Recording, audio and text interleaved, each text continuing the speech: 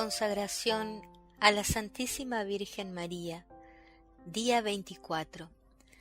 Retiro de María, primer día. Durante este retiro hemos contemplado con el corazón ciertas verdades de nuestra fe que están relacionadas con la consagración mariana. Uno podría decir que estamos en una especie de peregrinación de fe que nos conduce al día de consagración. También María, durante su vida terrenal, estuvo en una especie de retiro y peregrinación de fe. También reflexionó en su corazón diferentes verdades que están relacionadas con la consagración mariana. Después de todo, no descubrió de golpe su vocación de ser madre espiritual y mediadora. Como nosotros, María necesitó caminar por fe mientras reflexionaba en su corazón. Ella también necesitó un tiempo de preparación respecto a su papel especial como nuestra madre en el orden de la gracia. Debido a que la mediación maternal de María es tan fundamental para una apropiada comprensión de la consagración mariana, vamos a pasar los próximos días haciendo un retiro dentro de nuestro retiro. Lo haremos examinando el retiro de María. En otras palabras, vamos a acompañar a María a lo largo del camino que Dios le señaló para descubrir poco a poco su vocación de ser nuestra madre espiritual y mediadora. En cierta forma, el retiro de María comienza en la Anunciación. Mediante su sí a Dios, su fiat, aceptó su vocación de ser la madre de Jesús. Pero ¿sabía también que aceptaba la llamada de ser la madre espiritual de todos los cristianos? No lo sabemos. Lo que sí sabemos es que todo el misterio de la Anunciación dio a María algo asombroso para contemplar, y sucede que ese algo está profundamente relacionado con la consagración y la entrega a María. Lo pongo de este modo. ¿Quién fue la primera persona que se entregó a María? No fue San Luis de Montfort, fue Dios Padre. Juan Pablo explica: conviene reconocer que antes que nadie, Dios mismo, el Eterno Padre, se entregó a la Virgen de Nazaret, dándole su propio Hijo en el misterio de la Encarnación. María seguramente se maravilló de este acto de humildad de parte de Dios. Al maravillarse de ello y contemplarlo, pudo haber empezado a tener una idea de que Dios desearía más tarde que las personas a quienes vino a redimir siguieran su ejemplo. María tuvo muchas otras cosas que contemplar durante su preparación para ser aún más totalmente nuestra madre en el orden de la gracia.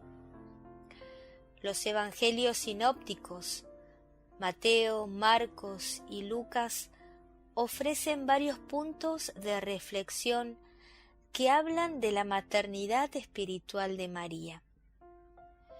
Mira, por ejemplo, el pasaje del Evangelio de Marcos, en el capítulo 3, versículos del 31 al 35, en donde los primos de María y Jesús están afuera queriendo ver a Jesús, y por tanto mandan a buscarlo y lo llaman. Jesús responde con una pregunta: ¿quiénes son mi madre y mis hermanos? Luego, mirando a los que están sentados a su alrededor, dice: estos son mi madre y mis hermanos, porque todo el que hace la voluntad de Dios es mi hermano, mi hermana y mi madre. Al dar esta respuesta, ¿se mostró Jesús como un mal hijo? No, fue exactamente la clase de hijo que su padre quería que fuera, al mismo tiempo preparó a su madre para ser la persona que él quería que fuera. Específicamente, le reveló el nuevo vínculo filial del reino que va más allá de los lazos carnales. En otras palabras, señaló la primacía del espíritu sobre la carne, la primacía de la paternidad sobrenatural de Dios sobre la paternidad o maternidad de la humanidad. Es probable que María captara de inmediato algo de lo que Jesús intentaba enseñarle. Después de todo, por años había meditado en su corazón otra extraña respuesta de Jesús, la que dio cuando lo encontró en el templo después de 3 días de buscarlo con angustia. ¿No sabían que yo debo ocuparme de los asuntos de mi Padre? Este pasaje lo encontramos en Lucas, capítulo 2, versículo 49.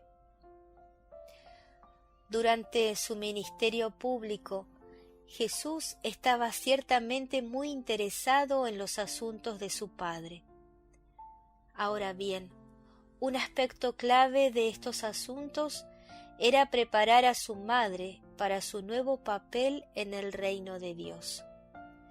Jesús sabía que en la dimensión del reino de Dios, en la esfera de la paternidad de Dios mismo, la maternidad de María adquiere un significado diverso.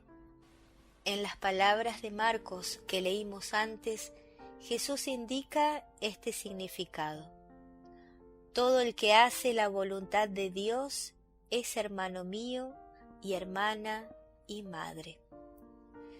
Podemos estar seguros que María meditó esto en su corazón y que se dio cuenta de que a través de estas palabras Jesús no la rechazaba, sino que la preparaba. ¿Podemos estar seguros de que Jesús no rechazaba a María? Sí podemos. Aun si las palabras de Jesús suenan como si estuviera rechazándola, no es así. Al contrario, si consideramos un pasaje similar del Evangelio de Lucas, en el capítulo 11, versículos del 27 al 28, queda claro que Jesús bendice a su madre.